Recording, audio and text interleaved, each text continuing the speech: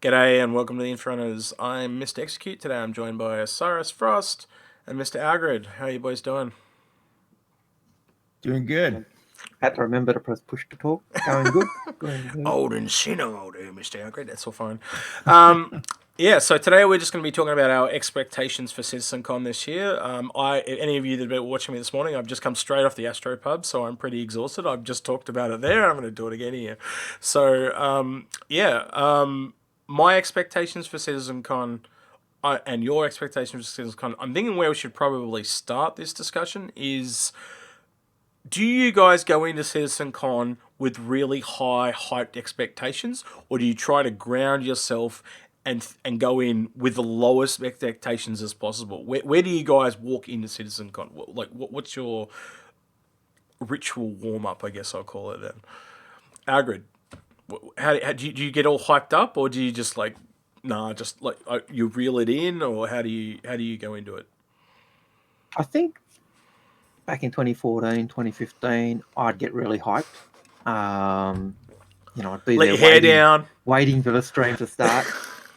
Yeah. Let the hair down. That's right. And be really hyped up for it. Yeah, and be in party mode. These days, I'm kind of, oh yeah, we'll see what it's like. I'm still looking forward to it because there's a lot of information that comes out. But I think I have lower expectations or more realistic expectations these days. Would you use the term cautiously optimistic? Because that's kind of how I see myself personally. Not cautiously optimistic. I think I'm still optimistic. I'd say more reserved. Okay. I don't know. It's not that same level of yeah, it's coming. It's yeah. And in terms of ship sales, these days I don't get excited about ship sales. They're there. And that used to be what I'd get excited about. Osiris, what about you? How do you prepare for your CitizenCon? Yeah, I kind of agree with what Algared said. There used to be more magic to it a few years back, and I think just the amount of exposure Star Citizen has had, there's more leaks, there's more theory crafting. I think we have a better idea of what's coming before it's revealed, and it's still interesting stuff to see. I'm still looking forward to it, but I don't think that I'm as hyped this year as I have been in years past. Yeah. I think part of that reason though is just because we're old hands now. We've been through numerous. We know what is said and then what transpires and what it ends up being. We know that sometimes the things they say are things that are down the future, and that might take 2 years to come. So it's more of a, from our perspective, I think more of that. We've been there, done that. We know what's coming. Whereas someone who's brand new to the game, who's coming into CitizenCon for the first time, I imagine they probably do have that hype of, wow, look what's coming. Look at the things they're going to talk about. I'll put it this way. I'm a little bit more hyped for this year than I was last year because I knew that they were just going to be showing off Hurston last year. And this year we'll probably get Microtech. But the fact that they've, like, kind of the leak stuff that has happened and the hints and all that, the stuff that we're going to talk about, like, right now is the stuff that I'm more hyped for. And I just want to see that because it's just been a long time coming, Oh, yeah. So yeah, absolutely. Things like jump points and we saw them. We saw when was the first jump point we saw? What, 2015? Yeah, it's been a while when they first previewed it. Yeah. So getting into the actual whether jump points are going to be shown off or not, it's pretty obvious when they're naming one of the halls after Crowshaw.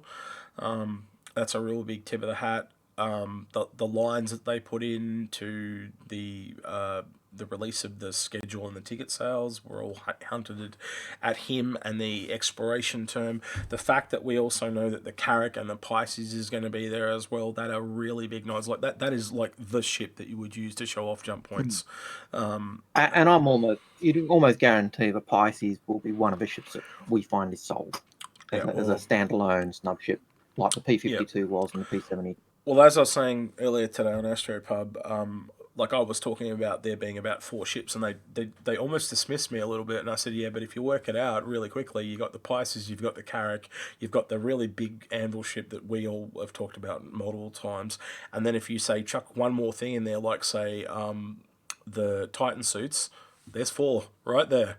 And that's not even going really deep into speculation. Like we know all that stuff is on the roadmap and it all lines up. Plus, the other thing I had to add to them was you're not just having the anniversary sale and CitizenCon, you're having both this year. So where we used to get 3 at almost both, like I'm expecting 4 at a minimum at this point. Like Yeah. it could go I a lot wouldn't be higher. surprised. Yeah, I wouldn't be surprised if we see, a reveal of a revamped exploration Aquila. The Aquila kitted out as being more an exploration ship. There's a lot of things that we could see. It's so many things that could come, but there's certain things we know, I think, for certain that are coming. Do you think, Osiris, that those ships that I mentioned are possibilities, and are there any others that you would add yourself to that lineup, or what's your I think take? those are the strongest possibilities, and I think also what you just alluded to with the simultaneous or sequential CitizenCon right into the Intergalactic Aerospace Expo. I think this is like the kickoff event of the Squadron 42 hype train, and I'm thinking that what I just said about my level of expectations is all going to go out the window when I see that Carrick hit a jump point. I'm going to turn into a fanboy again, and I'm going to the hype's going to go up to 3,000. I'm not. I do believe we're going to see, to answer your question, the Carrick. We're going to see the Pisces. We're going to see very likely an Anvil capital ship, and I would say the Titan suit's another safe bet. Yeah. I think they're all safe bets, and that's why I've said them.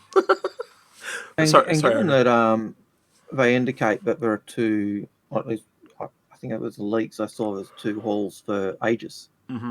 I reckon that is almost a dead giveaway. We're going to see the Javelin, at least as a walk around, and the Idris as a Idris M as a walk around. Won't be able to get in them, but we'll be able to walk around and go, wow. Probably be able to see that with other ships as well, like the Carrack, obviously, and even some newer alien ones like the Prowler and stuff like that. They're all possibilities as well. Even maybe, and this is pushing it, things like Cutlass Red and stuff that are like a patch away, where they've got the outside done but not the inside done. So yeah. The Prowler. Well, I wouldn't be surprised if we're looking at the building, as Osiris said, building up the hype for, starting that Squadron 42 hype. I would expect we'll see any of the ships from Squadron 42 from the UEE. So the Javelin is an outside ship. The Idris M is an outside. Well, they've been in ship. the game for a couple of years too, and they did it with the Idris last year. And we haven't seen them yet. Yeah, we know. And if you look at the roadmap for Squadron, we saw the Idris last. Those 2 ships are very far along. We saw the Idris last year, Algared, and the Destroyer was done, or the Javelin was done that time as well. So it's just making a hull that's big enough to actually fit a Javelin in it. I think that's the major concern.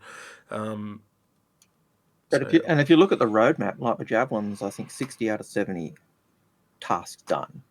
The Idris M is similar task done in the same area.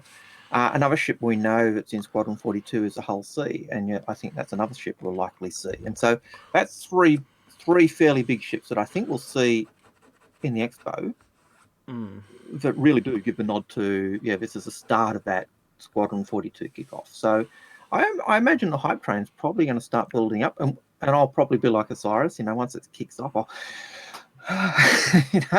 the juices will start going, and the enthusiasm will build up, and that's. I'm a bit more. I'm not so convinced of the Squadron 42 kickoff because even today they released roadmap changes that delayed a lot of stuff. And I get the feeling that a lot of people that work at, well, not a feeling, but a lot of the people that work at CIG or ex-Blizzard people, and their whole interpretation of games was, we'll let you know the date when it's done. And I think that's pretty much the same way that this game's going to go. Excuse me. They're going to probably release the date for Squadron 42 when they're a lot closer to it than they are. Unless I've completely got it wrong and they are a lot closer than they are, but they're talking about going into beta at the moment, and that's probably going to change, third quarter next year. That means Alpha and Beta is a minimum of 6 months from then, which puts it at the first quarter 2021. I think... I would expect... Go ahead. Go on.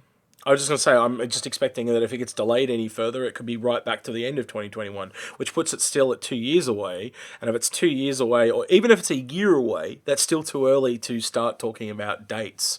I just think some people have hyped it up a little bit too much. I know Board Gamers are really keen for a release date, and I'm really keen for a release date. I just think it's a little bit unrealistic at this point. I hope I'm wrong. I actually like it when I'm wrong because I learn from it, but I just I just don't see it happening. I'm not expecting a release date, to be clear, but I think that we've heard whisperings in the past about a once those investors backed the company for $46 million.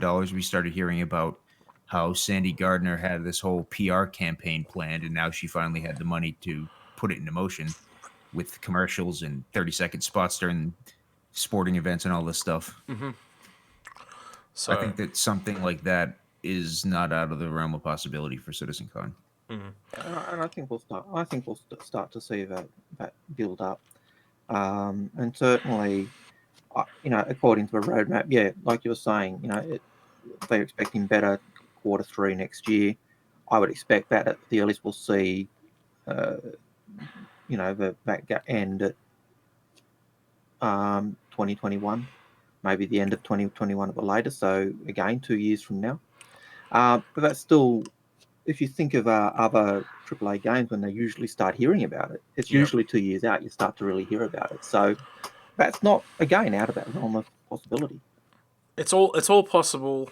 It just tends to be what they can fit into, like, because it seems to be like a half an hour introduction at the start, and then there's a 2 hour introduction at the end. Now, realistically, I'd expect the Squadron 42 to be at the start for half an hour, and the 2 hours at the end will be that really big giant walk around showing off microtech, the wormhole and stuff like that. And that seems to be in line with what they've done in previous years, where they showed off the Squadron 42 trailer last year and stuff like that.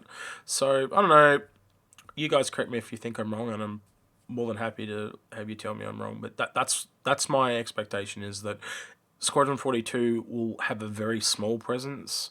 I think if it's 2 years away, that won't come into effect unless it's within 12 months to 6 months of it coming out, personally. That's just my feeling. In fact, I think the CitizenCon like if they released it on CitizenCon, it makes a lot of sense to me. If you were going to release it on CitizenCon, it would be next year, which is when it's at LA, which makes the most sense. Yeah, The means you can get stars to turn up as well, and that would make good. Yeah, because then you can get people to come in and stuff like that. They're not going to kind of do that when no offense to England, but they're not going to do it at Manchester. It just does not have the presence to do that. I don't think they'll do it at Frankfurt either. I don't even think they'll do it at Texas. The only place that seems to make sense to me is LA.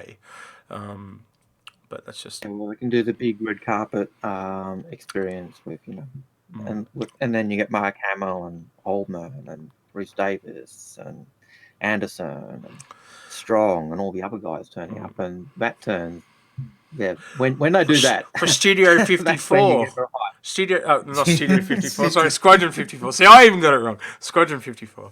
But yeah.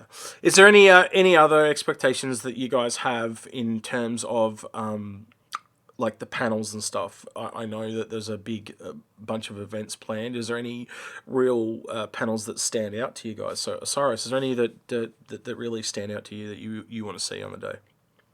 Well, I am sort of interested in bounty hunting, and there's an event called Locked Up. I think it's scheduled for 4 p.m. on the Croshaw Auditorium, which is going to kind of tie into prison gameplay, and that's sort of related to the whole bounty hunting gameplay loop. I've got to say, just on a complete tangent, I've been playing a really cool game with your cousin in it over the weekend called Star Wars Jedi Fallen Order. It looks just like you. They did a really good likeness in that. Do you know what I'm talking? No, he doesn't. My cousin? Yeah, it's a joke. He's a redhead guy that uses a lightsaber. It was a really bad joke, don't worry. The guy from The Simpsons. No. Star Wars Jedi Fallen Order. Hang on, I got the box here somewhere. Here it is. So this is it. The main character in it is... the main character in it is a Ginger Ninja. If I can get Ninja. Yeah, but it's a really good game. besides The Mandalorian that came out and they've had 2 episodes in this, these are the only 2 good Star Wars things that have come out while Disney's been in control of it. And maybe Rogue One. Maybe longer than that, let's be fair. Yeah. But yeah, really good Star Wars game, excellent story. It plays like Uncharted but Star Wars basically, and you can turn up the difficulty and it becomes a little bit like Dark Souls. But if you don't want a really difficult game, you just turn the difficulty down. That's quite scalable. I really, really enjoyed it. I finished it last night. I played it for 2 days straight. It's got a really long campaign, heaps of collectibles, but I told you, tangent. So I need to go back. To bring us back on track, This is not a Star Wars podcast. what are you looking forward to execute? Is there any panels you're really Um, to see? I like to be honest, I ended up watching them all. Last year I went through and watched like some of the ones that you like last year that I just thought were going to be garbage were actually some of the coolest. Like the one on the character generator, I thought, who's going to care about that? But the way that facial tech ended up working was amazing. So I like literally I'll end up watching them all. I also, one of the things that we talked about on AstroPub this morning is there's a secret presentation that they've got that apparently that's coming to do with a company. Paul said he'd heard quite a few different things from the people around where he lives, and I can't tell which company it is, but it's like a real world company. So it's, you know, like they had Intel last year, they might this year, like it could be anything from the cameras, you know, the webcam things to something with Logitech with a keyboard, and I'm just picking Logitech, it could be another company. But apparently there's some kind of surprise announcement that we haven't been told about. So I'm hoping it's NVIDIA. Get in. I'm hoping it's NVIDIA so I can get my third chip and get the Trio. So I've got all video card CPU manufacturers because I've got my Intel Sabre Raven and my AMD Mustang. I just need whatever the new chip's going to be. NVIDIA hopefully it's NVIDIA one. Yeah. I'm in the same boat. I've got the other two. So if it's NVIDIA, that'd be pretty cool. And that'd be really good to see to have a real world company actually like the AMD or the NVIDIA or the other one. Intel. That's all. Intel. You know, old man syndrome. That'd be really cool. So what panels for you? Probably the panel I'm looking forward to, which is a complete opposite. It's in complete opposition and competition to one that Osiris is keen for. I like the Lawmaker's Guide. The idea of delving into how they're building up the basis from what's happened and what's coming is always interesting.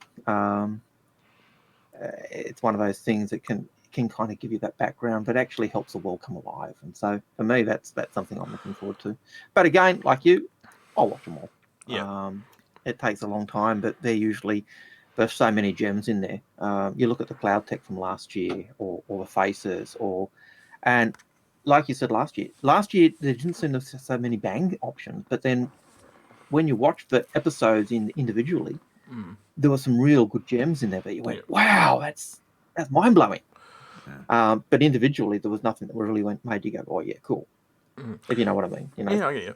Keep in mind also, Tony Zervek panel is going to be the one right before the final Chris Roberts panel. That's sure, and that'll be a really interesting thing. His was excellent last year, so yeah, and apparently it's heavily based in economics this year, which is a really big draw card to a lot of people. So I'm sure there'll be a lot of people very keen for that one. As it comes for CitizenCon and the anniversary sale, now we traditionally do a live stream every day of the anniversary sale to kind of help you guys do your CCUs, and we're definitely going to do that again this year. What I would like to know from you guys in the comments is, would you actually like us to do a watch party type style thing for CitizenCon? Now, it's entirely up to you guys. I just assumed that a lot of other people would probably like to watch it with bigger and better and more grander streamers, and that's totally fine. But if we get enough of you that would like to watch it with us, then I would consider doing it. If not, I was going to go, oh, cool, I can have a holiday and I can go work on the anniversary stuff. But yeah, let me know in the comments if we get enough people that want to do that, we will definitely go ahead with that. But I've also got to get these guys organised for the anniversary sale, because we don't all have free time. I will be there every day because I have more free time. But I'm going to try and get as many people as I can, and I at this point might even be days where I'm on my own. So we'll see how that goes. But I can definitely get the other guys to chip in on the CC recommendations and stuff for each day of the sale at the very least. And we'll go from there. And I think traditionally we do about an hour a day. Isn't Algared from memory? About that. Yeah, about an hour. Although you've stuffed yourself. Simple fact that you said, I want, I'll be able to have a holiday if you don't want it. Everyone's going to say we want it. Yeah, everybody. Yeah. You know that. Yeah, I want at least 50 comments that say, yeah, we'll watch it with you. And if I get about 50 of those, then I'm going to count them. If there's just 2 people, then I'm not going to bother. But like if we get enough, you heard that, guys? Yeah. You need 50 of you to say you want to watch it with us, yeah, and we'll do the stream. then we'll and consider Execute doesn't get his holiday. Yeah. Oh, that's fine. That's fine. I don't mind at all. It's always good hanging out with you guys. Right. Is there anything else you guys would like to add? Because I think we've waffled on here for quite a bit. Is there anything else you want to add? Osiris, Algared? No, they're bored as shit. I've put them to sleep. Good. Done my job. That's right. We're too far out for the hype to have really got us excited. But and Osiris and Algared both just agreed to come on that episode for all 8 hours. I'm always happy. I'm happy to do that as long as it's not on a day where I've got to punish you.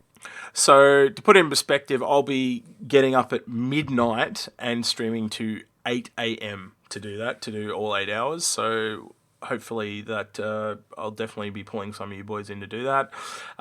If we don't stream... if we do that, Execute and I will be absolutely rat shit at the end of it. Yeah, so... No heroes wear capes. Yeah. Remember that, ladies and gentlemen. We might not do that. We might just do the final presentation or something. We'll have to look into it. We'll see what you guys want and, I kind of tend to like to watch it on my own in some ways because then I can absorb it a lot better. But in previous years, I've watched it with just Algared and Hayes was there one year. Just me, you, and him watched it together. So I don't know. I don't know what you guys feel like, but yeah, get back to us in the comments and let us know. Again, if you like this video, feel free to like this video. If you dislike this video, please dislike it as well.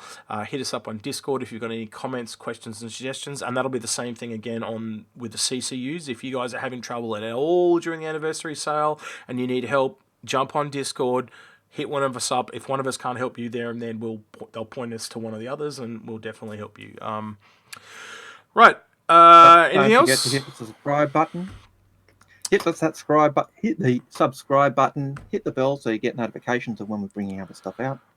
And yeah. Cool. He's been Mr. Osiris Frost, Mr. Algared, and I've been Execute. We'll catch you guys next time. Thank you very much. See you at CitizenCon. Yes, and enjoy CitizenCon, everyone. Bye-bye.